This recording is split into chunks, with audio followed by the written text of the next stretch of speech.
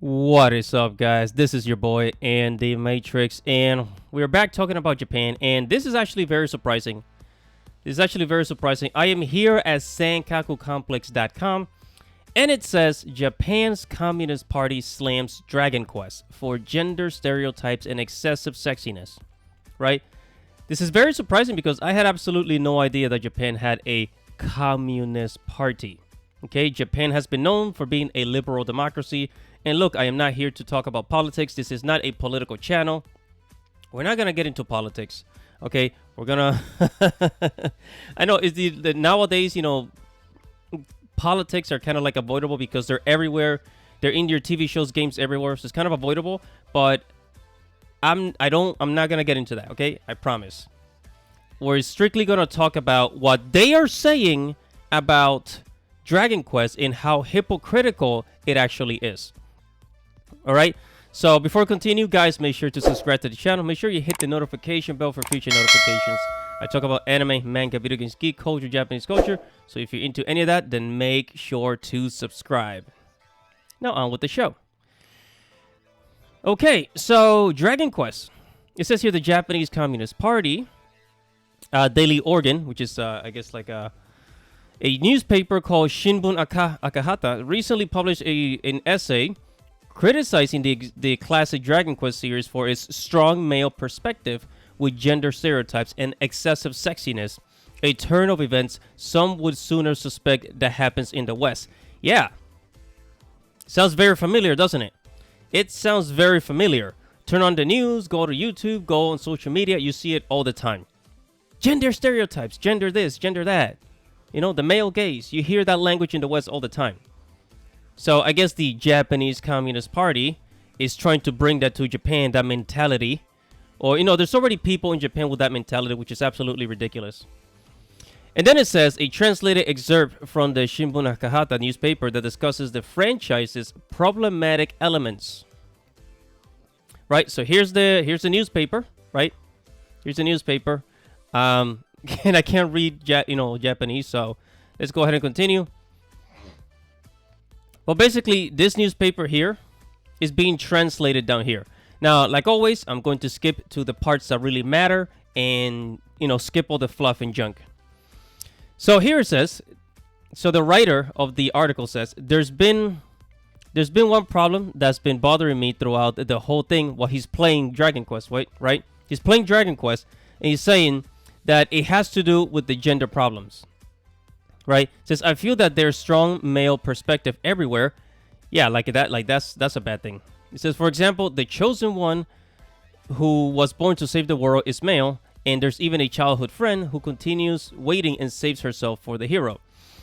And I really don't know how that is a problem, because the reason why that is a classic trope is because people love that trope. Right? And then it says, even for roles and abilities, male characters are generally assigned to attack, while female characters are assigned to heal and support. Yeah, this is where the hypocrisy comes in. I'll show you. It says the way they speak using daze and dawa. And by the way, daze and dawa is like, it's basically a gender language in Japan, because Japan has its own male-female, dialogue, right? So just keep that in mind. It says it's also stereotyped by gender. Moreover, the excessive sexiness of the characters are also concerning, such as the character models of the female martial artists that... female martial artists? Female martial artists.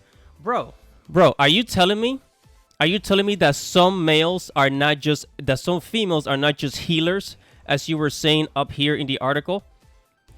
He already contradicted himself. Right, it says, for the female martial artist that focuses on her breasts and hips, and in the use of bunny girl outfits as armor for female characters, the fact that many towns have sexually oriented areas is also problematic. By the way, if you haven't noticed, the word problematic is always thrown around here in the West, right? Say whenever they don't like something, or whenever they think something is too focused on gender roles and things like that, they always use that word, problematic, right? And also, the reason why they put a lot of like sexy girls in these video games is because just like the comic book industry, about like 70% of gamers are male. The video game industry is really dominated by males. Boys play a lot of video games, so the target market, because of their target market, they put out these characters, women, the things that boys want to see, sexy girls in the games. And I'm guessing that's also a problem because, these men are heterosexual. So that's also problematic, right? According to their logic. And then it says, thinking back to this is the Dragon Quest that I enjoyed during my childhood. It is truly okay for children to enjoy these nationalistic games. I would like to see it get another look because of the various influences that can come from the lack of understanding of genders. Lack of understanding of genders. I don't know what's there not to understand. You're gonna have to explain that. It says, for now, I will continue to progress through Dragon Quest with a mixed excitement and gloom. Okay, so it seems to me that this person doesn't really play Dragon Quest or any RPG game or any video game for that matter to say that, oh, well, the male character is always an attacker with a sword and the female character is always, a mage who heals and does magic. And let's just take a look at some characters here. This character right here, right, as you can see, she's from Dragon Quest. I mean, she looks like an attacker to me, don't you? Right? She looks like an attacker to me. And then this one down here also, she looks like an attacker to me, a spear woman, a woman with a spear, which was actually very common, back in the day, especially in Asian countries. The female warriors, right? There will be archers and spear women. And actually, I think this one is more revealing than this one down here. But hey, who am I to judge? Who am I to judge? I am just a heterosexual male looking at sexy girls in video games, because the video game industry is dominated by men, right? Because that's what men consume, and these companies are catering to the consumers as they are supposed to do.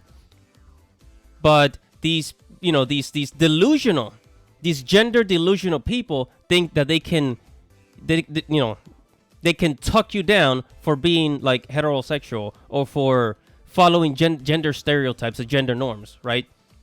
They think that they have the upper hand morally, when in reality, they're not progressive, they are regressive. They're going backwards, right? And they're claiming to know a lot about this game when really they freaking don't. Saying that there's no female warriors. Yes, there are. Especially here in America. You guys ever heard of Xena? There's a lot of female warriors, a lot of female attacker types. But hey, what do I know? I am just a heterosexual gamer who knows nothing about RPG games. Whatever your thoughts are, make sure to comment below. Make sure to like this video. Be sure to subscribe to the channel, hit the notification bell for future notifications. Guys, thank you for watching and listening. This is your boy Andy Matrix. Godspeed.